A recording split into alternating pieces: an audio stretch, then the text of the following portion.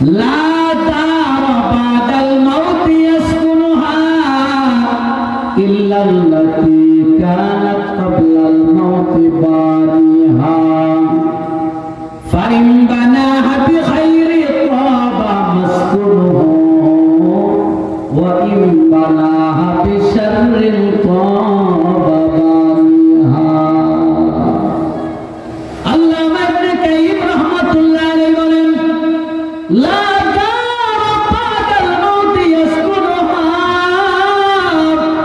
ইল্লাল্লাতী কানাত ক্বাবলাল মাউতি বানিহা। তোমার মৃত্যুর পরে তুমি যে বাড়িটায় থাকবা, ওই বাড়িটা মৃত্যুর পরে বানানো যায় না। ওই বাড়িটা তোমার মৃত্যুর পূর্বেই তোমার তৈরি করতে হবে। পরকালে যে বাড়িটায় থাকবা, এটা মৃত্যুর পরে বানানো যাবে না, এটা মৃত্যুর পূর্বে তৈরি করতে হবে। এটা সহজে বুঝেন।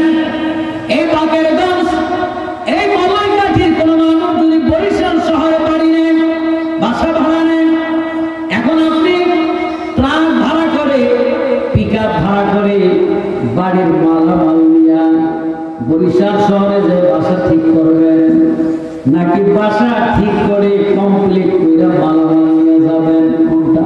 বাসা ঠিক করিয়া, বাসা ঠিক করিয়া। এটা পাগল ঠিক। বাসা কমপ্লিট, পানি আছে কিনা, গ্যাস আছে কিনা, সব কমপ্লিট ঠিক হলে ফ্যামিলি নিয়ে যায় অন্য বাসায়। কিন্তু সবাইকে নিয়ে যায় বাসা ঠিক করা যায় না, এটা দুনিয়ার নিয়ম। অনুরূপ ভাবে আখিরাতে আপনি যে বাড়িটায় থাকবেন, ওই বাড়িটাকে কবরে যে বানানো যাবে না। এ বাবা, যারা নেককার তারা কবরের মধ্যে ইবাদত বন্দেগী করার সুযোগ পাবে।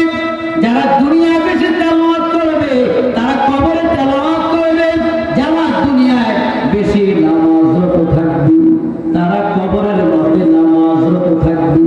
যারা দুনিয়ায় অন্যের ছবি খেলবে, তারা কবরের মধ্যে নামাজরত থাকবে। ঠিক কি না? দুই একজনের ঠিক, খুব ভালো বলছেন। তাইলে দুনিয়ায় যাতে ভালো কাজ, সেই ভালো কাজ কবরে করার সুযোগ পাবে। মাইয়াস সাওয়ার শাহ সুলতান বলখি রহমাতুল্লাহ আলাইহি বগুড়ার জমিনে ঘুমায়, যিনি পলক থেকে মাছের পিঠে সাওয়ার হয়ে বাংলার জমিনে এসেছেন। এই বাবা মাইয়াস সাওয়ার শাহ সুলতান বলখি রহমাতুল্লাহ আলাইহি, তিনি কবরের মধ্যে নামাজ পড়েন। এটা বাংলাদেশের বড় বড় ওলি, অনেক ওলিরা দেখেছেন মাইয়াস সাওয়ার তিনি কবরে নামাজরত আছেন। অনেক বুজুর্গ কবরের মধ্যে কোরআন তেলাওয়াত করেন, কিন্তু বাবা কবরের তেলাওয়াত, নামাজ, ইবাদত বন্দেগীর কোনো সওয়াব হবে না। কারণ দুনিয়ায় আপনি যা করবেন সব কিছুর সওয়াব হবে, আর কবরে আপনি ইবাদত তেলাওয়াতের সওয়াব পাবেন, কিন্তু কাজ হবে না। ইয়াহইয়া উলুমুদ্দিন কিতাবের মধ্যে আল্লামা ইমাম গাজ্জালী রাহমাতুল্লাহ আলাইহি হুজ্জাতুল ইসলাম, ইমাম গাজ্জালী রাহমাতুল্লাহ আলাইহি লিখেন, একজন বুজুর্গ তিনি কোরআনের মধ্যে কোরআন দুনিয়ার বেশি বেশি তেলাওয়াত করতেন। এর বাবা বর্তমান যুগে তেলাওয়াত উঠে গেছে, রমজান মাসে কোরআন শরীফ পড়তে চায় না। অথচ মিশকাত শরীফের সূরা মিরকাতের মধ্যে লেখা আছে, ভূমিকার মধ্যে আমাদের একজন মুসান্নিফ, আমাদের একজন আকাবের, তিনি তার সন্তানদেরকে ওসিয়ত করে যায়, বাবা আমার এই হুজরাটায় পয়সা কখনো গুনার কাজ করো না, কারণ আমার জীবদ্দশা আমি 40 খতম কোরআন শরীফ পড়েছি। আরেকজন মুফাসসির তিনি বলেন, আমার হুজরায় বসে আমি 4000 খতম কোরআন শরীফ পড়েছি। কত হাজার? চিন্তা করতে পারে, একজন মানুষ যদি 100 বছর হায়াত পায়, তাহলে 4000 খতম কোরআন শরীফ পড়লে জীবনটাই কোরআনের সাথে লেগে গেছে। ইমাম বুখারী রাহমাতুল্লাহ আলাইহি, যিনি রমজান মাসে 30 খতম কোরআন তেলাওয়াত করতেন। ইমাম আযম আবু হানিফা রাহমাতুল্লাহ আলাইহি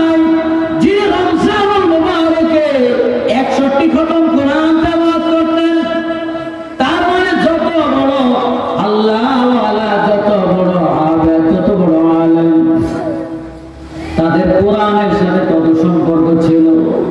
একজন আল্লাহর ওলি, তিনি কবরের পার দিয়া যায়, দেখে একজন আশেকে কোরআন, কবরের মধ্যে তিনি কোরআন তেলাওয়াত করতেছে। সুবহানাল্লাহ। ইমাম গাজ্জালী রাহমাতুল্লাহ আলাইহি বলেন, ওই আমার ওলি জিজ্ঞেস করে, ও মাইয়িত, ও কবরবাসী, আপনি কবরের মধ্যে বসে বসে এইভাবে কোরআন তেলাওয়াত কত খতম করছেন? ভাই রে, আমি কবরের মধ্যে 1000 খতম কোরআন শরীফ পড়েছি। 1000। এখন মাইকে যেতে আলো শুনে যায়, ওই যে পথিক আল্লাহ বলে, ওরে সুবহানাল্লাহ, আপনি শুনলো সুবহানাল্লাহ, সুবহানাল্লাহ 1000 খতম। ওই মাইয়া বলে,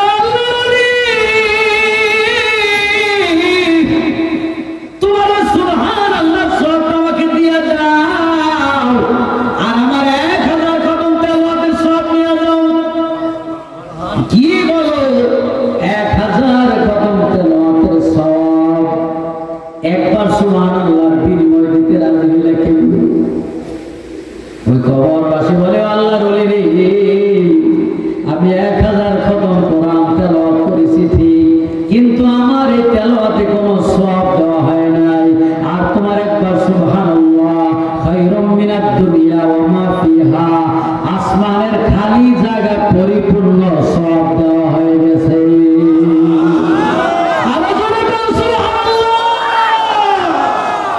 কইছে কয়বার সুবহানাল্লাহ? তোমার একবার সুবহানাল্লাহ, আসমান জমিনের খালি জায়গা পূর্ণ হয়ে গেছে।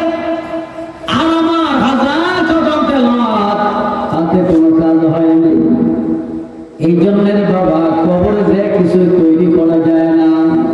আল্লামা ইবনে কাইয়িম রাহমাতুল্লাহ আলাইহি বলেন, লা তারফাদাল মাউত ইয়াসকুনুহা ইল্লা আল্লাতী কানাত ক্বাবলাল মাউত বানিহা, ফাইন বানাহা বিখাইরি তাবা মাসকুনুহু ওয়া ইন বানাহা বিশাররিন তাবা বানিহা।